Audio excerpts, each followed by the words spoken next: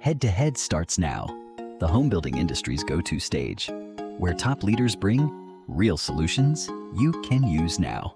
Powered by New Homes Solutions Consulting. Today's headline: helping buyers understand today's real opportunities, with Bill Rodriguez at Guild Mortgage. Here's your host, Kimberly Mackey. Listen anywhere, watch on YouTube, or join live at newhomesolutions.com/head-to-head. There they come. Welcome everybody. So 31 feels like 22 in Fort Wayne, Indiana. Yes, it does. 23 in Toronto. Burr people, you're freezing me, but I bet none of you have iguanas falling on your head. So it's just a Florida thing? It only happens here. Absolute craziness. So, well, if you're here to talk about affordability and selling affordability, you are in the right place. You're in for what is assured to be a very hot topic. I know it is with my clients. People are talking about this on a regular basis, and God bless our lenders. We love our lenders. So I'm thrilled to have Bill Rodriguez from Guilded Mortgage here today. And that is what we are going to be talking about. I hope you are fired up with your questions in the chat. The reason we do these live is so you get a chance to ask your questions. But I got hot news for you. Big news, everybody. You guys are going to hear it here first. Head to Head is becoming, you know how I've always said, Head to Head is not a podcast or a webinar. It's a conversation where you get to participate. Well, you're still going to get to participate. Don't worry. We're not changing any of that, but we are going to become a podcast. So some of you have said to us that you want to hear it when you're on the road and that you can't always take time out of your day to join us live, but you still don't want to miss out on the conversation. So we are giving you more opportunities to listen to it. So pretty soon, within the next week or so, you should be able to get Head to Head wherever you get your podcast. Right now, you can get it on YouTube podcast, but we're fixing we are fixing that up for you. So, all right. Well, we're going to kick it off because we are now at 5 after the hour, and the numbers are still come in. Let us know. Say hi in the chat. Let us know where you are and how cold it is. That was our talk, our first thing. And then, of course, if you have questions, you have challenges, anything throughout the program, fire it up in that chat. We want to see it. So, and happy to see some of the familiar faces and some new names. As I'm looking down through here, so I'm seeing some new people. So, that is awesome. Hey, Tracy, haven't seen you in a while. Hey, Nikki. So from Nolans, gotta love us some Nolans people here. All right. If you don't know me, my name is Kimberly Mackey, and my company is New Home Solutions Consulting. What I do is we're the company you call when you want sales to be the engine that drives your train rather than running it off the tracks. And people always go, what the heck does that mean, Kimberly? So what it means is that I go in, I look at your processes, your procedures, your systems, your sales team, your leadership, the whole package. We put it all together to make sure that your company is supporting the goals of consistent, persistent, and profitable sales. So if I can help you with that, please give me a call. We're getting a lot of questions right now with the market being the way it is. You can imagine the phone she is ringing with a lot of people going, wait, what we were doing is no longer working. What can we do? How do we get more sales? And it is not too late. We are making changes. I can't wave a magic wand. I wish I could. But there are things that we can do, and today's program is definitely part of that. So we're going to be talking to Bill about that. With that, Bill, let me hand it over to you and tell us a little bit about yourself and your expertise and your big move here. Yeah, hi everybody. I'm Bill Rodriguez. I'm a sales manager and builder strategist with Guild Mortgage. For more than 2 decades, I've been a loan officer.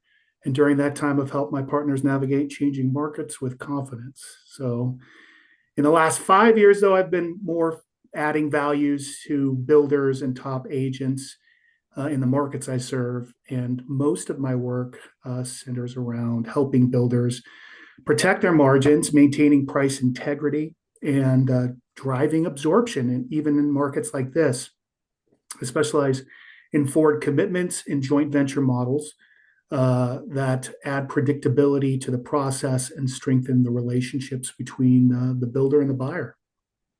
So, well, and that he does. And we are so grateful for you to take time to join us today and help us. I find that, people are really stuck. And again, what's old is not working, and we are having to approach things in a whole new way. Before we dive into it, though, I do not want to forget to take a moment. And if any of you are veterans, I want to thank you for your service. I want to thank our veterans today on this special day. We are recording on Veterans Day 2025. And none of us would be where we are. None of us would have the freedom, and none of us would be able to live the American dream if it wasn't for our veterans. So I did want to give a shout out for that. If you know a veteran or have a special veteran in your life, please make sure you reach out to them today and check on them. I think we all need somebody to check on us these days. So not everybody is thriving. So please make sure you let them know how much you love them. All right, and appreciate them. So now moving on, let's get into the objection that we're hearing today is price. But I would say price is kind of always the objection, is it not? I mean, that's where people go. But is it really price if, in fact, they can afford the home, if they're qualified for the home, or is it monthly payments? Well, I mean, certainly, I think for most folks, it's their ability to, regardless of the price that you pay for the home, the thing that you feel long term and every month is the payment. Yep. So I really feel like if we can help folks solve for the payment, that they're more likely to find a way to buy. And yet we as salespeople tend to focus on that price. Oh, our home's from 450 to 550 or 650 to, we immediately go to that price. And instead, I don't think buyers know. We have buyers who aspire sometimes to live in our homes. I was talking to a on-site agent yesterday. They have a buyer who comes out month after month after month and is aspiring to live in this community, but won't take the next step. So because there's fear. And probably there's some stuff. Clearly, this person has some baggage and they know they have baggage. But there are things that we can do to help them through that if we can just help them through that fear. So rather than, again, focusing on that price, I always say price and value must equal. If you're looking at the scale, price and value must equal. So I fly a lot, which today is not a lot of fun. But I always that bottle of water, right? If I can't take a bottle of water through, I can take an empty container, but I can't take a bottle of water through the airport. So to go through security. So when I get to the other side, if I want to make sure that I stay hydrated, which I do, given the length of time it takes to travel these days, I'm going to have to buy a bottle of water. So if I was just even to go to the convenience store, I'm going to pay $1, $2, whatever special they're having for that exact same bottle of water. In the airport, I pay $5 or $6 for that water. Yeah. The Capital product didn't change. The value changed because of I got no choice. If I want a bottle of water, that's what I'm going to pay for it. So, that's what we have to understand. And that's what we have to help our buyers to understand is, times have changed. But there's still choices. There's still options. There's still things that we can do. And not everybody needs a 30-year fixed rate mortgage. We need to slow down and figure out, what's really going on in their world and how long are they going to live in this home and find the right product for them. And I think as salespeople, we forget, or we've gotten so, I tease, I've got a team that I work with that I tease all the time. I'm like, they've got one move. Hey, you want to meet my lender? Hey, my lender, Bill can help you out. Let me get you to Bill. Let me get Bill on the phone. That's it. That's our whole move. Like that's our whole strategy. That's our closing strategy right there. Let me get you to my lender. I'm like, no, there's so much more we need to That's a do. lot of pressure on the lender too. I It's a mean, lot of pressure on the lender. Come on, man. Like, and it is like getting a root canal to go to a lender today. I mean, let's be honest. So you got to get them fully bought in before you send them to the lender. mhm, And you got to give them hope to know what those strategies could be. So absolutely. no disparaging your industry there, Bill. But it is like going through a root canal. Well, I think from my perspective, I know how well I'm doing if as long as the buyer's eyes aren't rolling into the back of their head, because in most cases, the numbers piece is the most intimidating piece. And we have to bring the bad news. I feel like the salespeople, they have the opportunity to really sell the dream of home ownership. And I come in with the practical sort of nuts and bolts. Here's Here's how we're what you going to help can you and do it. Yeah. yeah, here's what you can't do, sort of thing. But let's find a way together. Is more how we approach it. And I think that collaboration has to happen, but we as salespeople have to help with that collaboration. We can't be so afraid to talk about numbers. So, and I even had one a few weeks ago say, it's illegal for me to talk about numbers. I said, I'm not asking you to disqualify buyers. Let's get that straight. What I am asking you is to find out where that comfort zone of your buyer is, because we have to talk to them about that monthly budget comfort zone. Oh, Because even absolutely. if they're qualified for $2,800 a month but they're currently paying $1,800 a month in rent, that's $1,000 gap right there. That even again, mentally, that's a hurdle.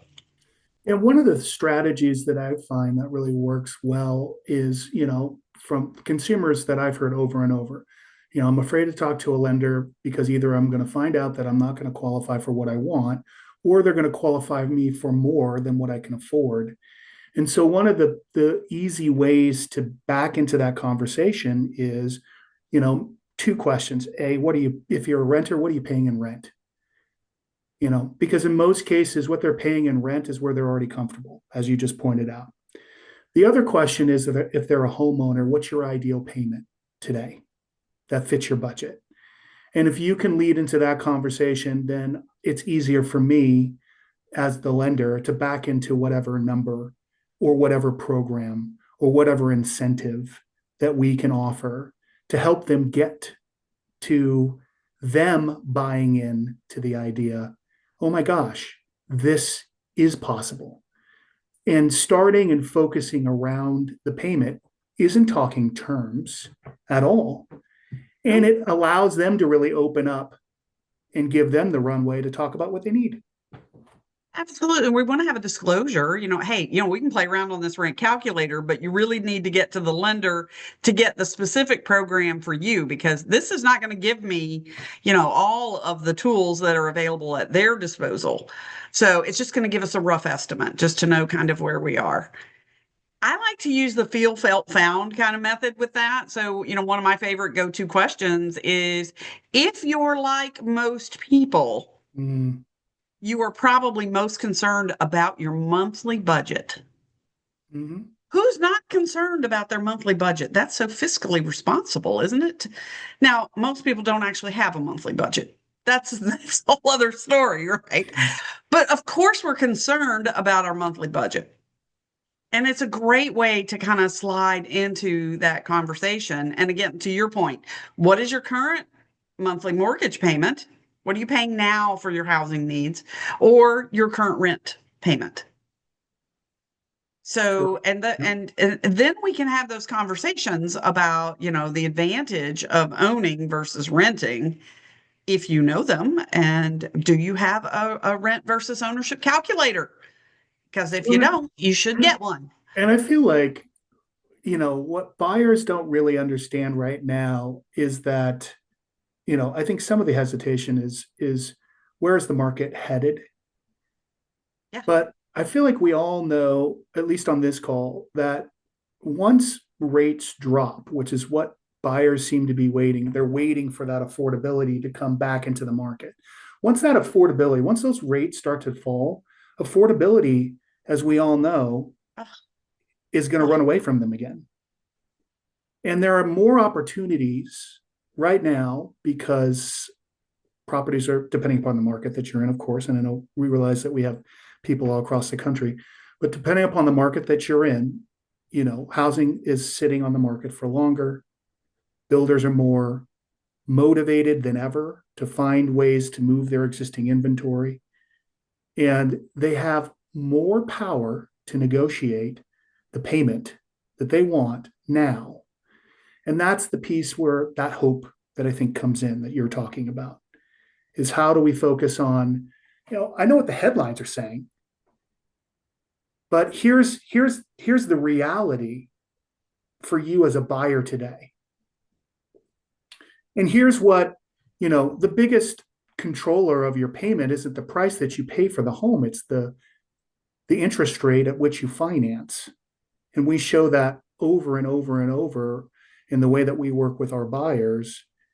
I was just running some numbers for a presentation that I have to give on affordability in the market that I am in here in Colorado.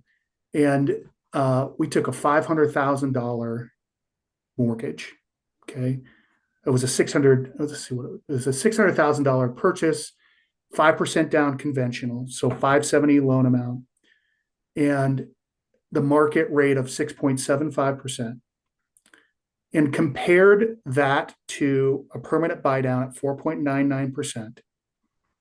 And then showed them the difference in payment, which was, almost, it was $480, so almost $500 a month. Significant. $500 a month. That's really significant. It's significant, but here's what's more significant. Because That's your Ozempic payment for the month. Come on. Most buyers are looking for that price reduction, and that's what's bringing them into the communities when they see the prices drop. In order to get that equivalent payment, it was a $100,000 price reduction for the same payment. And from that standpoint, most builders, unless you're a public, they're not looking at $100,000 price reduction. And even the publics, to their credit, for the exception of one, is not really doing that because market sets the price. So, that we all understand. We've all talked about it forever. Market sets the price. Price reductions are bad for everybody. Absolutely. So even if we had the margin to do that, what you're doing is you're undercutting anybody who recently purchased with you or closed with you. You've just undercut their equity. You've upset the balance of appraisals in the marketplace. You can trigger some pretty scary things. It's just, it's not a great idea. Now, if you've come into a community that you pro-forma'd and you pro-forma'd it wrong, you may have to adjust price to get your price, but do the pro formas so that you know what that price is. So, but offering this type of incentive to help with affordability makes a lot more sense because you are enhancing buying power at a greater level than you would otherwise be able to do because nobody's really talking about $100,000 price reduction. No. So, think what that's going to do to everybody. The buyers, it's just nobody wins. Got the when angry that happens. Villagers meeting you with pitchforks and torches in the parking lot or at the sales office. That's it hasn't been that too many years since we went through that during the pandemic where the lumber price. Let's don't do that anymore. So, I think our market, the new home tax has almost been wiped out. So it is actually more affordable right now to buy new, and your buying power is greater with new than it has ever been, to my knowledge. Used to, there was always, a 40, 50% tax on new by the time you did everything you did. And because of impact fees and permits and all those things that you just don't have with a used home. Mm-hmm. But now we've pretty much eliminated that. So, dollar for dollar, our pricing is within line for the most part. Used homes may even be slightly higher. And we're looking at some of these incentives, particularly for anything that's a standing inventory. So, I love this quote here. Clarity creates courage. And confidence creates cancellations. And by cancel, it means sitting on the sidelines too. It doesn't mean they're just canceling the sale. It means they're canceling their idea of moving forward right now too. So we've got to learn, we've got to educate ourselves on this process and the opportunities that are available for us. Let's talk a little bit about when you have an on-site salesperson or a general realtor who's coming to you. What is the best handoff? What's the best way to get them to you and set that buyer up so they're not just, completely wigged out by the time they get to you? Well, it depends on, do we have incentives or not? So yes, let's say we have incentives because I think everybody's offering some incentives right now. Yeah, so in it all depends. So because it really depends on the type of incentives. If I've got permanent buy downs versus temporary buy downs, it's a very different conversation. And I'll tell you why. From what we see across the country with the builders that we've consulted with, the temporary buy down builds an extra level, and you can stack the two, by the way, which I'll get to in a second. But the temporary buy down can add a little bit of anxiety for the buyer because it feels so temporary, and they're not getting a ton of additional qualifying power. They're still qualifying at if that's a 2-1 buy down, year 3, let's say that's market rate at 6.75. That's where they're qualifying. So they're not getting a ton of additional qualifying power. They're getting temporary payment relief. So helping them really understand what that looks like and how to plan for it and how to strategize with it. Now, obviously, from the sales perspective, it's going to be, let's look at what your situation is and how we can take the incentive pool, whatever that is. Maybe it's, $30,000 or $35,000, which seems to be sort of an average seller concession in builders for most of the builders that we work with. How to apply that best, because it can be a partial temporary buy down to get that temporary affordability, but you can also couple it with having them pay 1%. So it really comes to do a permanent buy down, which helps alleviate some of their fear. So it really comes into, we're going to help you. Do you really like this house? Is this a house you could see yourself living in? Then let's help you find a way to make it affordable. So that making it affordable piece is then where we come in and really customize some specific options based upon our listening of what the buyer is looking for, what their sort of risk tolerance is, how sophisticated are they? Because our veterans and our first-time home buyers, they're a different demographic than somebody who's been an investor or their second home or their move-up buyer. It's just a different demographic. So we really have to understand who we're speaking to. So really trying to identify who that person is and what they would like to see really helps us come in and customize the option.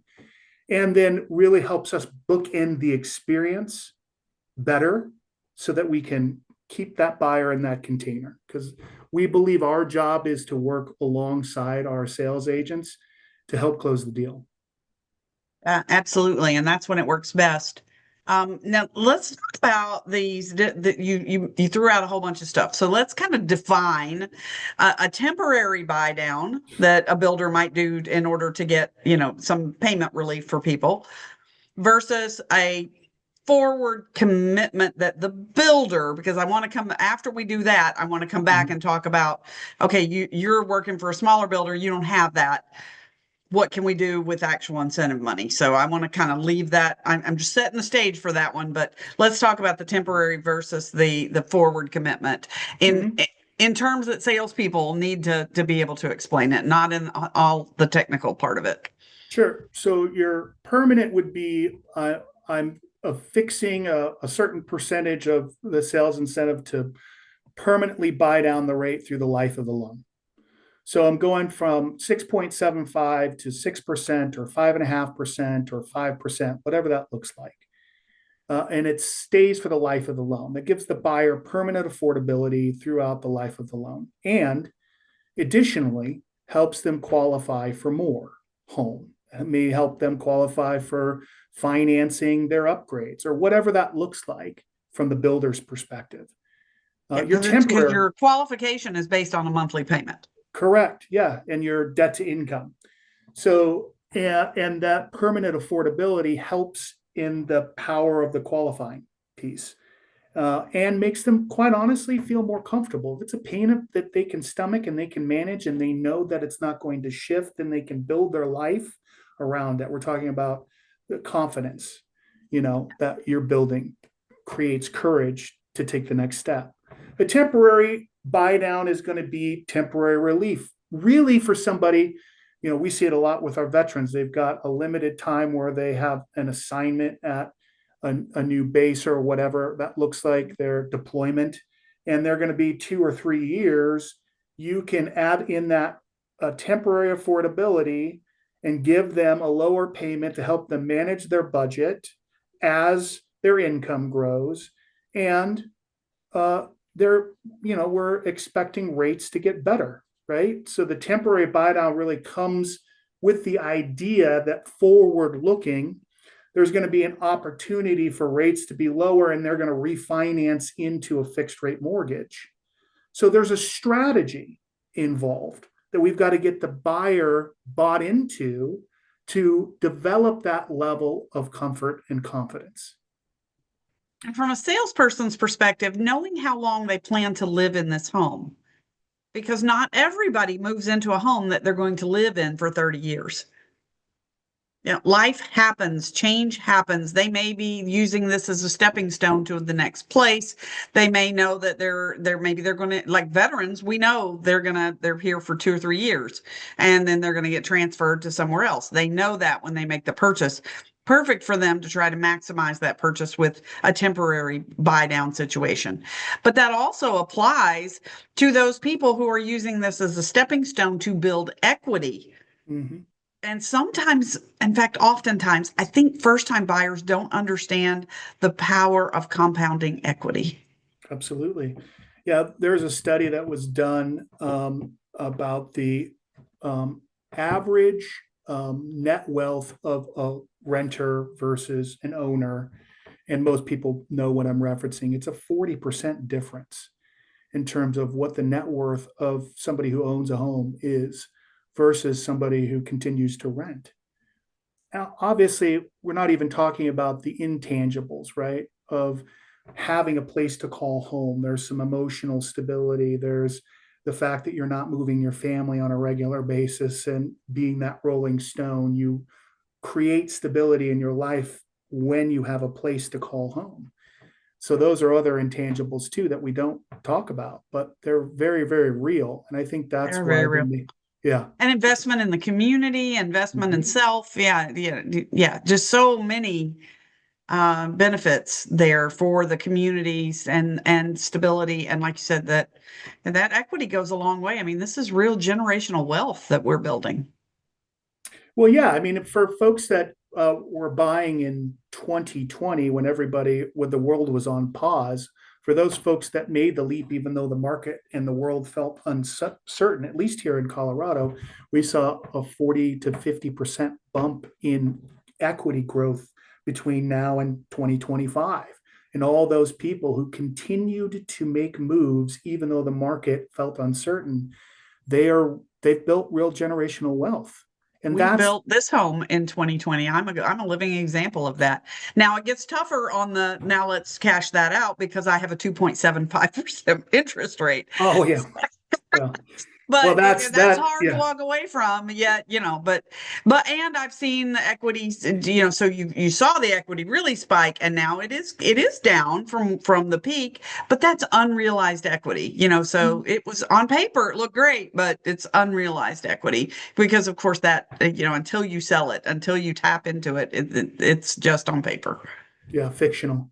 Yeah, but it's still not bad. I gotta say. But your situation actually lends to the conversation around price stability as a whole, because there's 40 to 50% of Americans that are sitting on an interest rate sub-4 right now, and they don't want to make that move. So the only way to really bridge that gap is going to be the new home building industry.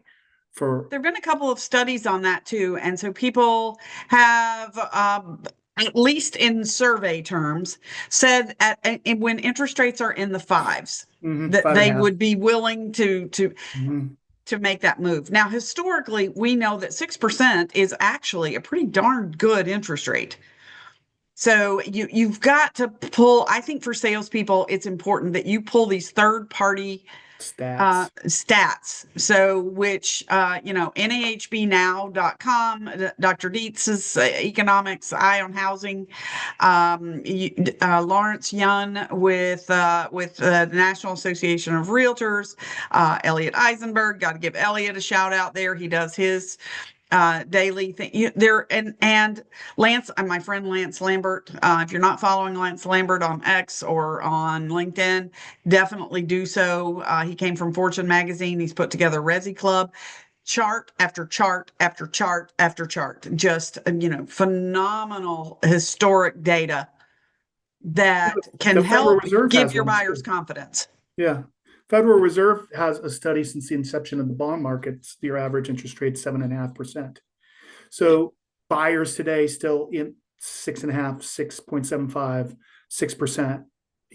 They're under the historical average. Now, from the perspective of these younger buyers who saw 3% rates, that's a hard mind shift to help them make. So I feel Yeah, like but as more time goes by, it's getting easier. And yeah, absolutely. But you have to shift them into another conversation is, while you're waiting for rates, you're missing out on equity, right? yes. So that's, I think, slightly different. And it sounds like your last two podcasts you mentioned before the show today have been on really focusing on this education piece. And it is so critical because there's, as the market continues to be noisy and there's a lack of direction, I find that the people who focus on providing value through education, and I agree with this with you, you're going to lead the pack in markets like this, because in markets like this, people crave great information and they want to be able to touch it, taste it, and experience it for themselves. So if you provide them the resources out of the gate and allow them to go home and digest it and then follow up with them, there's an opportunity to make a sale. I believe that. As well as with your own marketing. So the drip that you can do to drip on those buyers who are concerned about affordability, the drip campaign from your CRM, the social posts that you can have, the blog posts on your website to become the authority so you are found. Like there's just there's a ton of confidence building. So even if your salespeople are not great at talking about numbers, if we as a company enlist our lenders and talk about these different programs and who they target and why they are helpful and give our buyers that confidence, they'll reach out to us. Terry asked, is there a percentage or other marker that can be used to share with renters that represents savings and taxes when own versus rent? Terry, if you don't have an ownership versus rent calculator, get one. You can Google it. They're everywhere. There's a ton of them out there. And a lot of times with rents being what they are today, I don't know if you've priced rents, but they are shocking. You actually can see a true, you don't even have to worry about the tax value of things because they're cash flowing out almost to what our loans are. Like a 2-bedroom, 1,100 square foot apartment in Tampa can go anywhere from $2,000 to $3,000 a month. 1,100 to 1,200 feet. 2 bedrooms. Crazy. No yard. Factor that on your average 1,800 square foot home to, and some of you, I see some people on here that are, in the north of 3,000 square feet. So, that's, you've got to really show them what their buying power is, their lifestyle is, and how, and I know some of these apartment complexes have some pretty cool amenities. Like, we have our rooftop pools and dog parks and bowling alleys and gathering spaces and bars and, whatnot. Okay, but your communities are usually located within some places where they can access that. So, or you have your own cool amenities, one or the other. Like you've really got to be able to address, that equity side of this and that generational wealth side of it, because they're either building their own equity or they're building the owner's equity by renting. Mm-hmm. That there's no other way around. There's no other way to look at it other than that. I'm sorry, it just is. Not to say that there aren't times when it makes sense to rent. There are times when you're only going to be somewhere a short time. The kids in college, there are times when you want to rent. But other times, if you're going to be there for a few years, like even a few years worth of equity at an average 6% equity a year or growth a year is probably going to significantly outperform the stock market. Yeah, Now, even I I don't know, do you got to play 4%. shorts and everything with the stock market today. It's doing weird things, but Yeah, I do 4% conservatively speaking, and it's still amazing.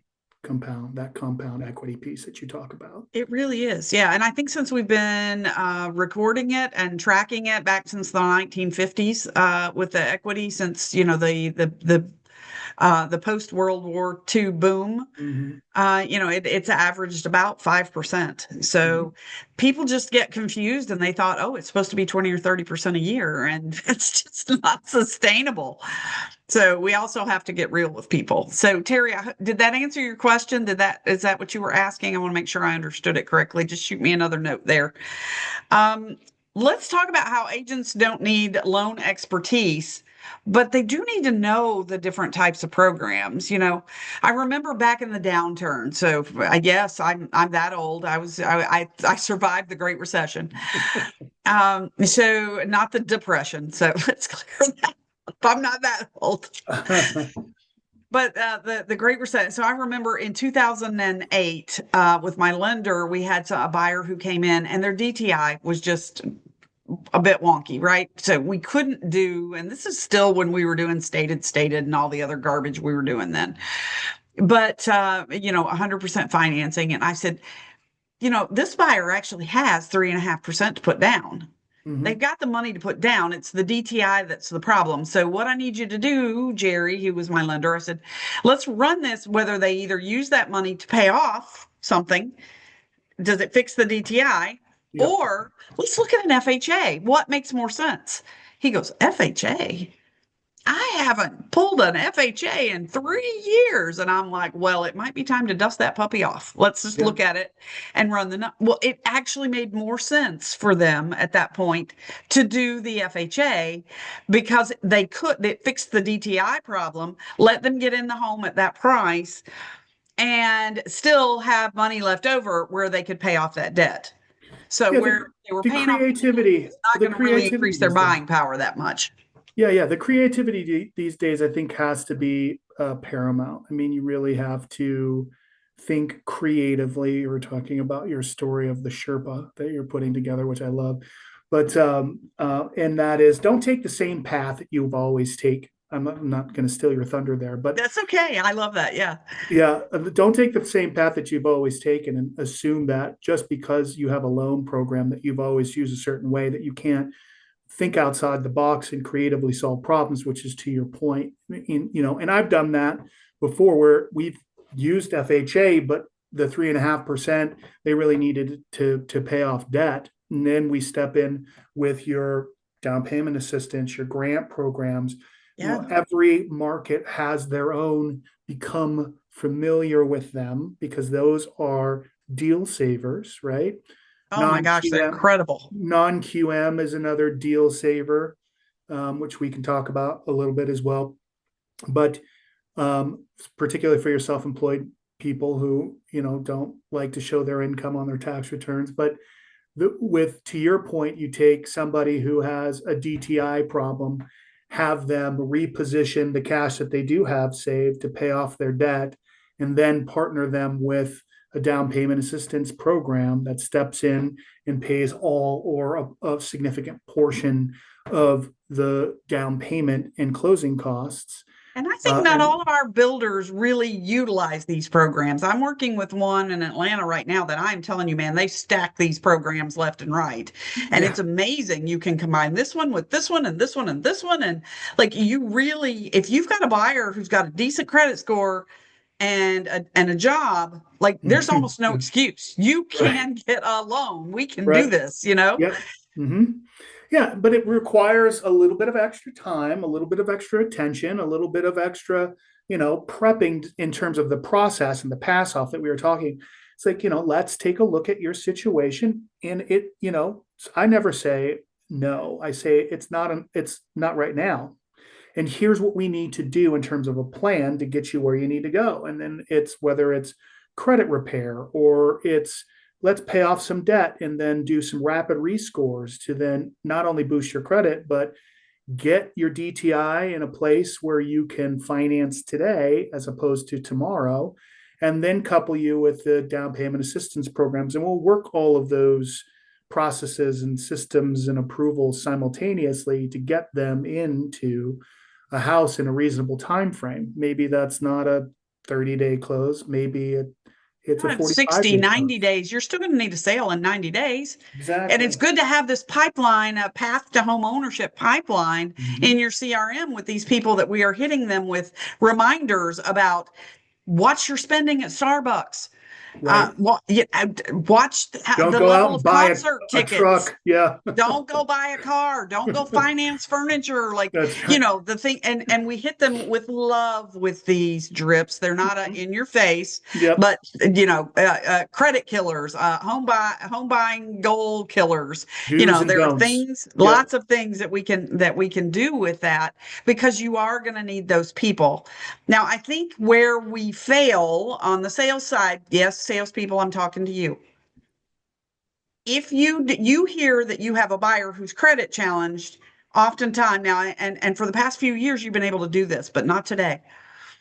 Today, we have to really pay attention to those buyers. We still have to make sure that our home is the one and only home for them.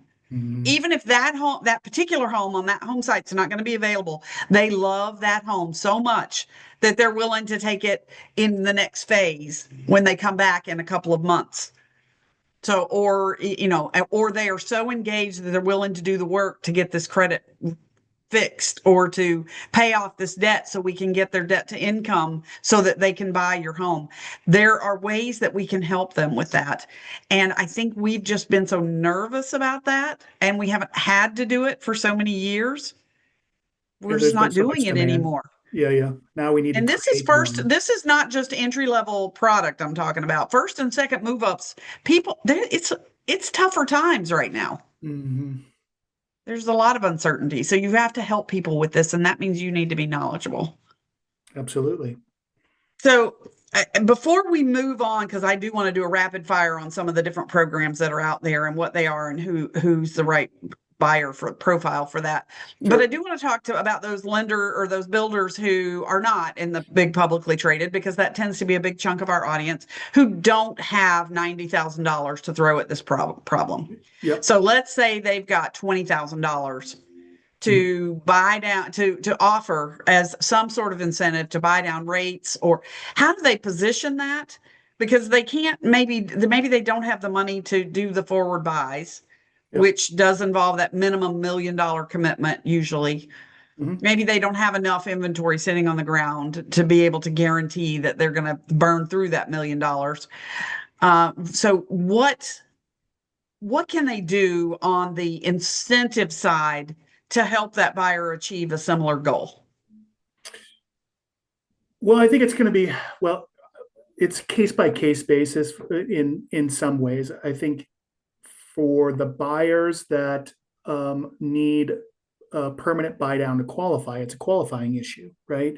Their DTI is maybe at the top end of their qualifying power, but they love the home, and we've got to figure out a way to get them there. Then that in that case, it's going to be a $20,000, and the majority of that $20,000 is going to go towards getting them the rate that they need to qualify for, or the program, whether that be FHA. So you have some additional flexibility on the debt to income on the back end, and then You can more. also give them more of an incentive on a Yeah, you FHA could, than you but can on a conventional. yeah, absolutely, depending upon what they put down. And we love government loans because they just add so much more flexibility and the seller's ability to contribute. And typically in the pricing, that pricing difference between conventional and your government loans is typically a half a point in rate. So when you do a buy down on those programs, it can go a lot further. Plus, the qualifying on the underwriting guidelines, they just have so much more flexibility to go above 50% debt to income. They can go up to 56% debt to income on FHA. On VA, you can go up to, I've seen approvals as high as 65% of, What? yes, Wow. 65% with the residual income guidelines. You can get an approval and decent credit. You can get approvals, and that's the benefit of some of these government And by sponsored decent credit, we're programs. talking 620 and above for some, Yeah, not or 680. 650 and I mean, if you're really going to push those higher, approvals, you're looking closer to, 680 into the 700s at a 65% DTI yeah. to But if get. there's a 620 and above, we can work. That's life. We can Well, breathe life into that. Maybe well, not and there's today, but another, tomorrow. another thing to note on those government programs is that, FHA and VA don't even have minimum FICO scores anymore. You Oh, you I can didn't know that. finance below 580. There are now you may take some hits to the pricing, Sure. uh, but you can go down One would hope. yeah, in some cases down to a 540 and still get an approval, Okay. automated approval, depending upon if they're putting money down, if they've got reserves. But again, it's case by case. But if we take this $20,000, then it's now we still have some, depending upon your price point. I mean, that's still, if you're 400,000, that's still 5%, in terms of Because we can buy a full point down. yeah, So if yeah. it's 6 or 6.25 or whatever it is today, Well, then we could buy it down at least a point or 1.25. well, okay. So I, just was looking at my pricing that I was pricing out for some of my builders. 4.99 today is cost right under 5 points. So your $20,000 on a $400,000 purchase price gets you 4.99%, and you can market the heck out of that right now, honestly, because that, like we already talked about, And that it doesn't price matter when conversion. it closes because we lock it in, subject to the loan lock limits, Yeah, correct? yeah. I mean, so you can, your locks are, your best price 30-day, 60, 90. If our typical forward commitments are locked in the 90-day period, and then we shrink them down as we start building our sales velocity. We start timing our forward commitments with the release schedule, right? So, uh, now we're shrinking it down to a 60-day window, which gives you better pricing. So yeah, I mean, you have that amount of flexibility, and you don't have to have $90,000. You really just have to have a strategy that's going to bring affordability to the marketplace, right? Yep. And we do something unique. Our forward commitments aren't just one program. It's not just FHA and VA. That also applies to your conventional pricing as well. So if you've got somebody that's coming in and they are attracted to your community because of the incentive that you're offering, but they're putting 20% down and they don't want to deal with mortgage insurance and they're not a veteran, we can apply our pricing, the same amount of points that you pay to a buy down on a conventional loan as well, which really provides a tremendous amount of product offering that you can bring to market. And that right now is the name of the game. If you can get And I had a builder in Texas where we did this, but we chose. So we couldn't just apply broad brush. This is going to be an incentive across the whole community. We right, chose a home of the month or a home of the week in great way some to do it. cases. And Yep.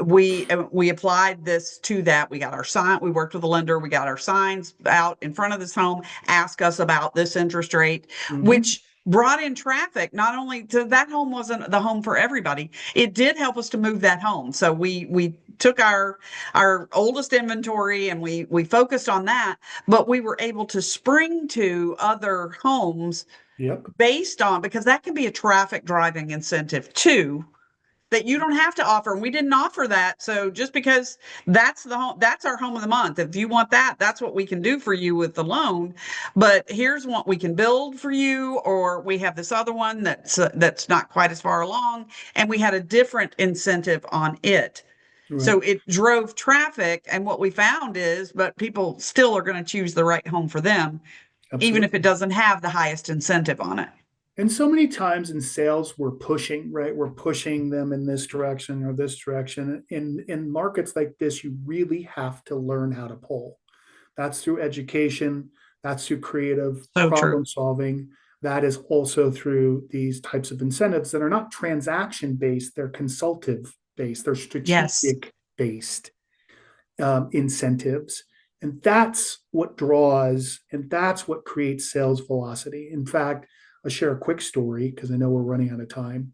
But, so when I first got into this, I really saw the power of creating sales velocity. I'd come onto this builder, the market was shifting. They had gone from having people wait in line to 6 months without a sale. They were sitting on 60 inventory homes, Oh my gosh. 60. Okay. And then we stepped in with a forward commitment strategy. And it took us 90 days to launch. But after that, we sold them out in 6 months. And for every single forward that we booked, not only were we able to book more contracts and create that velocity, but we were also able to raise our prices by 2% every time. So they were making up the cost of their forward and the money that they were otherwise spending on either reducing their prices or their reduced margins. They were able to Right. build With a back full in. strategy where you're looking at it from both sides. Yes. Correct. Yep. So, and that's that's what we're talking about is now, now that was when nobody was doing forward commitments. So, now there's a lot of people that are doing different sales incentives, and it's more of instead of a blue ocean, a red ocean. If you've read the book, you know what I'm talking about, strategy. So there's more noise out there, but if a buyer likes your product, then, and you help them get over the hurdle of figuring out how they're going to afford it, you've just got or more than 50% of the way there in making a sale. Yeah. Now we've talked about VA a little bit. We've talked about USDA. We've talked about the 100% financing or rural development loans. I do want to, and I know this is not your area of expertise, Yeah, but yeah, I yeah. want to talk about HECMs too. Mm-hmm. No, it's a So powerful tool right how, now. and right now that's the buyer. So Tracy, my friend, I see you're still on here, man. This works for your product so well. For anybody who's in that first, second move up or the right sizers, Mm-hmm. and that's where you are getting that active adult buyer who has a larger amount of money to put down. So a HECM is the old reverse mortgage. So, Mm-hmm. but that has such a negative connotation because that didn't have the protections that this has today. We call But them flex using a payment HECM for a mortgages. new build is Mm-hmm. something we're not doing a whole lot of. And I want to talk about that for that buyer. Yeah, I mean, those are super powerful. I think a lot of the boomers in that category, they're looking at, well, my money invested right now is making me 12 to 14%. Why would I liquidate that to have a mortgage when I'm transitioning and retire? I mean, there's so many things that are on their mind in that demographic and landscape. So if you could show them a way where they could, in most cases, take the equity, and they're over 40% equity in most cases. A lot of them have houses that are completely paid off, shift that into a purchase, a home that they could build and not have a mortgage payment. That's super powerful. And it's So not, let me just, for those of you who aren't familiar with this loan, so you put, how much do you have to put down? 40% down? no, the minimum really to be a well identified prospect for this is 30, but Okay. 30 and above. 30 and above. So yeah. Mhm. So I know one of my builders is doing a program and it's 40 and above, but it's going to vary, I suppose, from state to state or situation to situation, But but they and get a their lot of age. buyers who come in Mhm. and they have the money for that. You put that money down, there is no mortgage payment. Well, and if you put more down, what's even cooler is that they put it into attach it to a 7% that grows over time as extra money. So you're putting in your equity, anything that you put over what is required for your age, it actually grows at 7% rate that's tax free. So now what's the minimum age for this loan? 62. 62. Okay. So think about this now at the people are always like, well, then what happens to the home once you pass away or you sell it? So what happens there? So it's completely insured by FHA. It passes on to the family. If there's not a family member, then FHA would sell it in their HUD pool, and the proceeds would go back to the family. So there's no risk like there was of them losing that home. And in most cases, because the equity position is so strong, they don't outlive their equity position. So because the home is appreciating year after year, exactly. Even if it goes down slightly, it's going to go back up. Like, right. So yeah, for the long term, the banks know this, they're willing to make that. So think about that for your seniors who are afraid to move or maybe have a very limited, what they perceive as limited buying power. This just opens up a whole new world. They want your ranchers. They want all of your ranchers these days. They want your ranch homes, yes, or your ramblers. I think we have somebody from Wisconsin, so that depending on which side of the Mississippi they're on, they're either a rancher or a rambler. I don't understand what a rambler is, but apparently in Wyoming and Montana and like around Minneapolis. So for some reason we have ramblers. So they're just a ranch home. They're one story. Here in Florida we have one stories. We don't have ranches. So, wherever you are, but yes, they want that first floor. They want the primary on the first floor or an all first floor. Yes, that's what they're looking for. So it's a great program. Are there price limits on the program? I don't think there are. FHA, it's going to be FHA, FHA, whatever that is. Yeah, the county. And we can follow up with, for folks who are interested for more information specifically, I have a one-sheeter that we created to help salespeople. I'll get it approved by you, Kimberly, to make sure that it walks them through how to identify, in the sales office and somebody who might be a fit for the program, and the benefits, features and benefits as well. I will put his contact information in the show notes. There's so much for this that we could do.